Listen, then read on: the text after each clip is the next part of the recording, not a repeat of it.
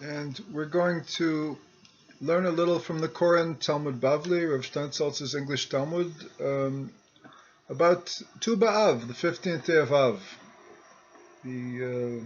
Why is this day so special? Now, I have a question. If this day is so special, why don't we have particular customs in the generations on Tu'bAv? We don't really have, we don't have, such an important day, but we don't have any special customs like we do on Tu B'Shvat, where we eat the fruits of the land of Israel. So I'm going to say that some people are getting married. People get married on Tu B'Av, or engaged, maybe, I don't know. But I'm going to suggest that we eat watermelon.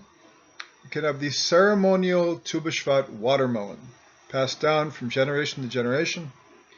So get out your watermelon and eat it with that girl you like or that guy you like. Sit down, and have some watermelon together. That could be the Tu'bAv celebration. Okay, back to the Gemara Ta'anit. The last page talks about Tu'bAv. Amar Rabbi Shimon ben Gamliel lo hayu yomim tovim liYisrael ke-15 b'av u'kiyom HaKippurim. Bishlama Yom HaKippurim mishum de'it be'selicha u'mechila. Yom shenitnu ba luchot ha'achronot. The Mishnah taught that Rabbi Shimon ben Gamliel said there were no days as happy for the Jewish people as the 15th of Av and Yom Kippur. The Gemara says, granted, Yom Kippur is a day of joy because it has the element of pardon and forgiveness, a reason to be happy, a reason to celebrate. And moreover, it is the day where the last pair of the tablets were given to Moshe on Mount Sinai. So the Rabbi Steinsaltz adds that the first tablets were broken on the 17th of Tammuz, exactly 8 days before Yom Kippur. That's Rashi. Some commentaries discuss whether Moses spent the first 40 days on the mountain or whether he was sitting in judgment and arranging matters in the camp. In any case, it started in many midrashim that Moses ascended. It is stated in many midrashim that Moses ascended Mount Sinai for the second time on the 1st of Elul. This is also the source of the custom to recite special prayers of supplication from the beginning of Elul to Yom Kippur, 40 days. Okay, back to the Talmud. Ela 15 b'av mayi. Amar Rav Yehuda Amar Shmuel Yom shehutru shevatim lavo ze b'zeh. However, what is the special joy of the 15th of Av? Rav Yehuda said that Shmuel said this was the day on which the members of different tribes were permitted to enter one another's tribe by intermarriage. So Rav Steinsaltz notes, in other words, on this day they expounded the verses and taught this halakha. Some add that the celebration was not for the halakha itself, but for the novel exposition of the verse, that is to say, the phrase of us that we'll see in a moment, that does not apply to descendants. This exposition gave additional weight to the halakha. That's the Gevurah Tari. So let's see, what does that mean? We have to read further to understand what that's talking about.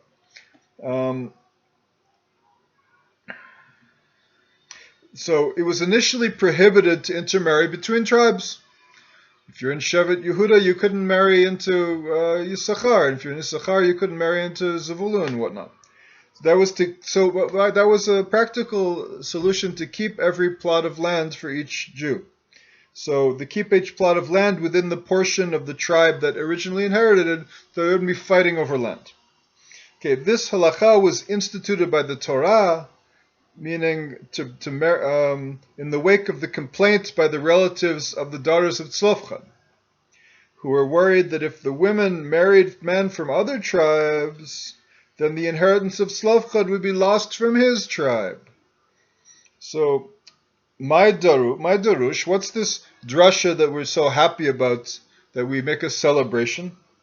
My darush, zeh davar asher tziva Hashem livnot tzlofchad. Zeh davar asher diver Hashem livnot tzlofchad. Davar zeh lo yeh noheg ele b'dor zeh. Zeh davar. What did they expound in support of their conclusion that the halacha was no longer in effect? The verse states, this is the matter that the Lord has commanded concerning the daughters of Tzlofchad, saying, let them marry who they think best. Only into the family of the tribe of their fathers shall they marry. That's the end of the verse from Numbers chapter 36, verse 5. They derived from this verse that the matter shall be practiced only in this generation, only in the generation of the desert when the daughters of Tzlofchad, just before they entered the land, that generation, when the daughters of Tzlofchad raised their objection. So this matter shall only be practiced in this generation when Eretz Yisrael was divided among the tribes, but afterwards members of different tribes were permitted to marry. On the day this barrier separating the tribes was removed, the sages established a permanent day of rejoicing. So Amar Rav Yosef, Amar Rav Nachman, Yom Shehutar Shevet Binyamin Lavo Bakahal, Shneamar Ve'ish Yisrael Nishba B'mitzpah Lemor, Ish Mimenu Lo Yiten Bito Levenyamim Liisha. Maidarush Amar Mimenu Velo Mibenenu. Rav Yosef said, Rav Nachman said, the 15th of Av was the day in which the tribe of Benjamin was permitted to enter the congregation of the Jewish people. After the tragic incident at Givah, for which the tribe of Benjamin was blamed, where the woman was murdered, and they blamed Benjamin for it, and they sent pieces of the woman through the 12 tribes. You can in Judges chapter 21, you can read about it. Chapter 20, 21. And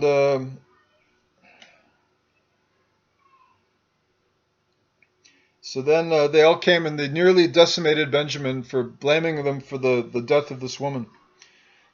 Because it happened in the land of in the portion in the land for the tribe of Benjamin. So they said they should have prevented it. So they took an oath to prohibit themselves from marrying into Benjamin after this incident. As it is stated, and the man of Israel had sworn in Mitzpah, saying, none of us shall give his daughter to Benjamin as a wife. That's Judges chapter 21. The Gemara asks, what did they expound that enabled them to dissolve the oath? The later sages, they looked back and they said they had they read the verse in a particular way so they could dissolve the oath. How did they do that? Rav said they understood the verse literally, saying, none of us may give our daughter to Benjamin as a wife.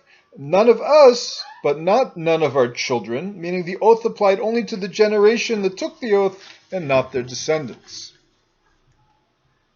Amar Rabbi Bar Bar Chana, Amar Rabbi Yochanan, Yom shekalu bo mete midbar, de Amar Mar, Ad shelo kalu mete midbar, lo haya dibor im Moshe, shneemar vahi kasher tamu kol anshe milchama lamut, v'deber Hashem Elai, Elai haya hadibor. Rabbi Bar Chana said, the Rabbi Yochanan said, the 15th of Av was the day on which the deaths of the Jews in the wilderness ceased. Let's read this note. Many commentaries cite the following midrash. Every year on the 8th of Av, a herald proclaimed in the camp of the Jewish people in the wilderness, let each individual dig his grave. Everyone dug his own grave and spent the night in it. The next day, a second herald proclaimed, let the living separate themselves from the dead, and whoever was still alive would rise up from his grave. Every year, about 15,000 Israelites died.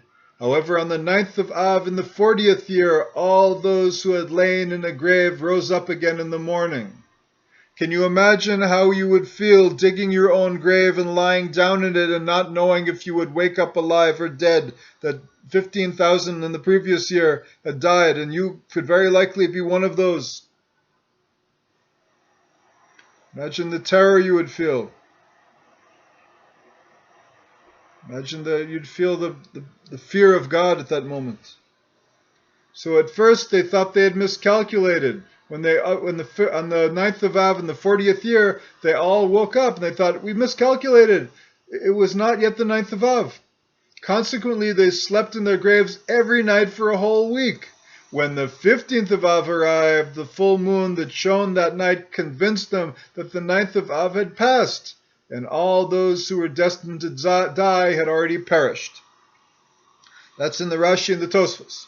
The early commentaries, the Rishonim, disagree as to whether all those who were supposed to die indeed perished in the wilderness, or whether some of those who were supposed to die during the 40th year were pardoned. In commemoration of the end of the punishment, the 15th of Av was established as a minor holiday for all generations. Some explain that the holiday was instituted in commemoration of the resumption of God's direct communication with Moses, which occurred when the generation of the wilderness stopped dying. According to this interpretation, the regular number of Jews died on the 9th of Av in the 40th year, in which a 7-day mourning period was then observed after. At the conclusion of that period of mourning, on the 15th of Av, direct communication with Moses was resumed. God hadn't spoke to Moses ever since the sin of the golden calf, until the 40th year. So finally, God started to speak to Moses again on the 15th of Av, on Tu'bAv. So the holiday was declared for this reason. So again, Rabbi Bar Bachana said that Rabbi Yochanan said the 15th of Av was the day on which the deaths of the Jews in the wilderness ceased. The entire generation that had left Egypt had passed away, and the Master said, after the sin of the spies, on account of which, it was the sin of the spies that when God stopped speaking to Moshe. So after the sin of the spies, on account of which the Jews of that generation were sentenced to die in the wilderness, as long as the death of the Jews in the wilderness had not ceased, God's speech did not come to Moshe. As it is stated, and it came to pass, when all the men of war were consumed and dead from among the people, the Lord spoke to me, saying. This indicates that only then, after the last member of the generation had died, was God's speech delivered to me. That is to say, Moses, but not beforehand. When the Jews realized that the decree that God would not speak to Moses had been lifted, they established that day as a permanent day of rejoicing.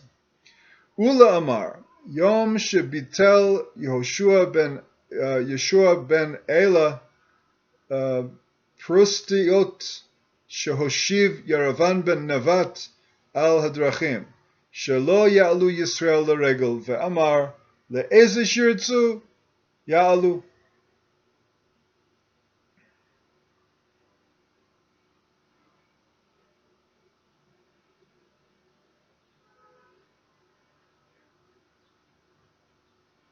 Ula said the 15th of Av was the day on which the King Hoshea, son of Elah, canceled the guards that Yeravan ben Nevat placed on the roads so the Jews would not ascend to Jerusalem for the Chagim, for the pilgrimage festivals. And Hoshea, son of Elah, said that they may ascend to wherever they wish. That is to say, they may go to Jerusalem or Bethel or Dan or wherever. So they ascend wherever they wish. Hoshea was an evil king, as Rashi notes, and the verse states that Hoshea, son of Elah, did what was evil in the sight of the Lord, yet not as the kings of Israel who were before him. And he was bad, but he wasn't as bad as the others. That's 2 Kings chapter 17. Hoshea was not considered as evil as the kings before him because he removed Yeravam's guards, who were stationed to prevent people from ascending to Jerusalem on the pilgrimage festivals. However, he was evil nevertheless, as he let the people choose whether to go to Jerusalem or attend the idolatrous sanctuaries in Bethel or Dan. In the Jerusalem Talmud, it is stated that Hoshea was punished for presenting the people of Israel with this choice. During his reign, Shalmaneser, king of Assyria, put an end to the kingdom of Israel. Rav Matna Amar, Yom shenitnu haroge vetar likvora. Amar Rav Matna, Oto yom shenitnu haroge betar likvora tiknu b'yavne hatov v'metiv. Hatov shelo hisrichu v'metiv shenitnu likvora. Rav Matana said there was an additional salvation on this day, as with this day when the slain of Betar were brought to burial, several years after the battle of Betar. And Rav Matana said on the same day that the slain of Betar were brought to burial, they instituted the blessing who is good and does good, Atov Metiv et Yavne, who is good, thanking God that the corpses did not decompose while awaiting burial, and does good, thanking God that they were ultimately brought to burial. So, who are the slain of Betar? So, Haragei Beitar, after his final suppression of the Bar Kokhba revolt, the Roman Emperor Hadrian issued a lengthy series of decrees against the Jews and Judaism. These are the so-called decrees of apostasy that are mentioned in many places. One of these decrees was a prohibition against burying those slain in the war. These decrees were in force for at least 3 years, until Hadrian's death in the year 138 of the Common Era. The decrees were rescinded only in the reign of the following emperor. This dissolution, along with gradual cancellation of the decrees, was commemorated for future generations in several ways. So let's look a little more at how the Yom Shenitnu Haragei Beitar Likfora, the day that the slain of Beitar were brought for burial. So some commentaries ask the question, the 15th of Av was evidently celebrated as a holiday during the Second Temple period, as the Braita cited below describes how the daughters of the high priest, his deputy, and the priest anointed for war would each borrow clothing from each other on that day, as we'll see at the end. And these priestly offices ceased with the destruction of the temple. How then could the holiday be celebrated on the 15th of Av? How then could the holiday celebrated on the 15th of Av have been instituted to commemorate the interment of the slain of Beitar, a joyous event that took place only after the destruction of the temple? So the Gevurah Tari suggests that the Braita is referring to the celebration that accompanied Yom Kippur, whereas the holiday celebrated on the 15th of Av was in fact instituted after the temple was destroyed. Alternatively, the holiday was instituted in time of the Second Temple, and Rav Matna is saying that because several joyous events had already occurred on the 15th of Av, another joyous event took place on that same day. Moreover, he explains why the day is observed as a semi-holiday even nowadays. So, Atov v'Meitiv, what is this instituting on the day that the slain were brought for burial, that in Yavne the instituted of slain of Beitar were brought for burial after those 3 years of leaving their bodies out in the open, that they instituted Atov v'Meitiv, meaning Atov because for 3 years the bodies did not decompose, and the Meitiv that they were ultimately brought for burial. So the halacha is, the sages of the Mishnah Yavne instituted the blessing who is good and does good. That's the fourth. We're talking about the fourth blessing in the Birchat HaMazon. So we have 4 blessings in the Birchat HaMazon, and the fourth blessing was actually instituted in Yavne to commemorate the time when the slain of Beitar were given a proper burial. Rabba v'Rav Yosef d'Amri Tarvayu Yom Shepasku Milichrot Etzim L'Maracha. The Tanya Rabbi Eliezer Gadol Omer Mechamishin Asar Ba'av Elach Tashesh Kocha Shel Chama V'lo Hayu Kortin Etzim L'Maracha Lefi She'enan Yeveshin. It is Rabbis and Rav Yosef who both say the 15th of Av was the day on which they stopped chopping down trees for the arrangement of wood that burned on the altar in the temple. As it is taught in the Braita that Rabbi Eliezer the Great says, from the 15th of Av onward the strength of the sun grows weaker, and from this date they would not cut additional wood for the arrangement, as they would not be properly dry, and they would therefore be unfit for use in the temple.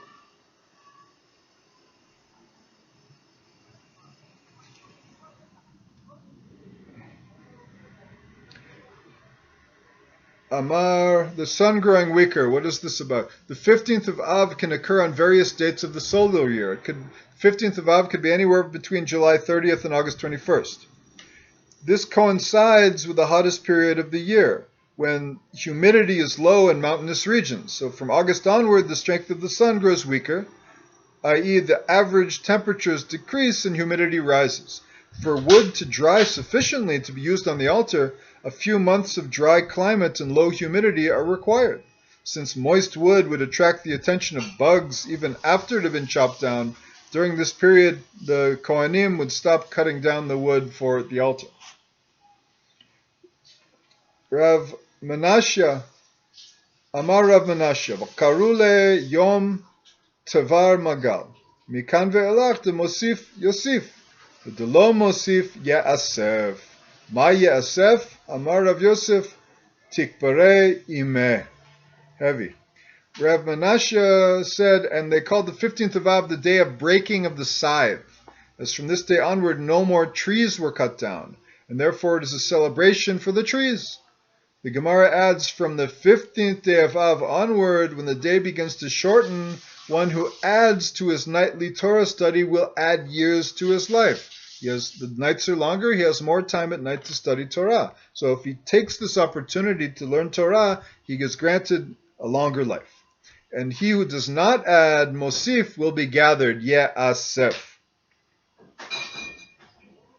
The Gemara asks, what is the meaning of the phrase, he will be gathered? Rav Yosef said it means that his mother will bury him, as he will be gathered to his grave.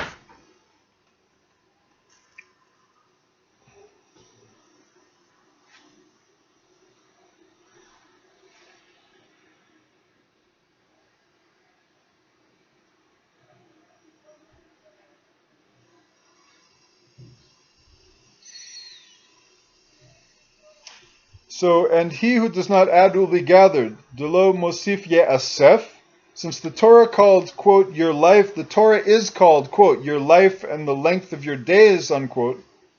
One who neglects his study is effectively proving that he does not seek life. That's the Michtam. Next sugya. Shebehen benot Yerushalayim ukule tanu Rabbanan bat melech sho'elet mibat kohen gadol bat kohen gadol mibat sagan mibat meshuach milchama bat meshuach milchama mibat kohen hediot v'kol Yisrael sho'olin ze mizeh kedei shelo yitbayesh et mi she'en lo. The Mishnah taught, as on them the daughters of Jerusalem, and as on them the daughters of Jerusalem would go out in white clothes, and on the 15th of Av they would go out to the vineyards and dance. The sages taught this tradition in greater detail. The daughters of the king borrows white garments from the daughters of the high priest. The daughter of the high priest borrows from the daughter of the deputy high priest. The daughter of the deputy high priest borrows from the daughter of the priest anointed for war, that is, the priest who would read verses of Torah and address the army as they prepared for battle. The daughter of the priest anointed for war borrows from the daughter of a common priest, and all the Jewish people borrow from each other. Why would they all borrow garments? They did this so as not to embarrass one who did not have her own white garments. So the daughter of the king borrows from the daughter of the high priest. Ordinarily, one who borrows from someone of a higher economic and ordinarily one borrows from someone of a higher economic or social status. In this case, however, the sages arranged that the daughter of a man of higher status should borrow from the daughter of someone of a lower status, so nobody would be embarrassed to borrow and everyone would be dressed in similar clothing. That's the Sfat Emet's commentary. Kol kelim tu'unin tvila. Amar Rabbi Elazar, afilu mekupalin umunachin bakufsa. The Mishnah further taught all the garments that the women borrowed require immersion, as those who previously wore them before might have been ritually impure. Rabbi Elazar said, even if the garments were folded and placed in a box, as indicated that they had not been touched for a long time, nevertheless they require ritual immersion in a mikveh before being worn. Banot Yisrael yotzot v'cholot bakramim tana mi she'en lo isha nifne l'sham. The Mishnah also states that the daughters of Jerusalem, of the daughters of the Jewish people, would go out and dance in the vineyards. A Tana taught, one who did not have a wife would turn to there to find one. The daughters going out to dance. The commentary is right that this custom is based on the manner by which the daughters of Yavesh Gilad were permitted to marry the males in the tribe of Benjamin. So you have to look in Judges 21 for that understanding. The commentaries explain at length that this was a special enactment to help those girls who were having difficulty finding a husband. The men would select potential wives, and later, after the families agreed, they would betroth them. That's from the Ritva. מיוחסות שבהן היו אומרות בחור וכולי. תנו רבנן יפהפיות שבהן מה היו אומרות? תנו עיניכם ליופי, שאין אישה אלא ליופי. מיוחסות שבהן מה היו אומרות? תנו עיניכם למשפחה, לפי שאין אישה אלא לבנים. מכורות שבהן מה היו אומרות? קחו מככם לשום שמיים, ולבלבד שתיעטרונו בזהובים. It is taught that those women of distinguished lineage among them would say, young man, please lift up your eyes and see what you choose for a wife. The sages taught this practice in greater detail in a Braita. What would the beautiful women among them say? Set your eyes towards beauty, as a wife is only for her beauty. What would those of distinguished lineage among them say? Set your eyes towards family, as a wife is only for children. And the children of a wife from a distinguished family will inherit her lineage. What would the ugly ones among them say? Acquire your purchase for the sake of heaven, provided that you adorn us with golden jewelry after our marriage to beautify us. So, Rabbi Steinsaltz adds that the commentaries point out that elsewhere the sages state that the daughters of Israel are pretty, but poverty makes them ugly. Consequently, once they are adorned with finery, their husbands will find them beautiful and come to recognize their other good qualities. An alternative reading is that you will be adorned with golden jewelry, meaning if you marry a woman for the sake of heaven, you will earn wealth and honor. Amar Ula Bira, Amar Rabbi Elazar, Ati de Kadosh Baruch Hu lasod machol latzadikim, uyoshev benehem began Eden, v'kol echad ve'echad marei betzba'o shene'emar va'amar bayom ahu, hine Eloheinu ze kivinu lo, v'yoshienu ze Adonai kivinu lo, nagila v'nismecha b'shuato. Hadron alach b'shlosha prachim, slika lan mesechet Tanit. The tractate concludes with a statement related to the topic of dancing. Ula of the city of Biraz said that Rabbi Elazar said, in the future, in the end of days, the Holy One, blessed be He, will arrange a dance of the righteous, and He will be sitting among them in the Garden of Eden. And each and every one of the righteous will point to God with his finger, as it is stated, and it shall be said on that day, behold, this is our God, for whom we waited, that He might save us. This is the God, this is the Lord, for whom we waited. We will be glad and rejoice at His salvations. That's Isaiah 25. God will be revealed so that every righteous individual will be able to say, this is our God, as though they were pointing at Him with a finger. Now, a little explanation from the Rabbeinu Bachya and the Maharal. The Rabbeinu Bachya says, as explained in the earlier and later commentaries, this idea alludes to secret concepts of the Torah. Some write that a dance in the form of a circle signifies endless activity, compared to the eternal bounty that will be the portion of the righteous in the world to come.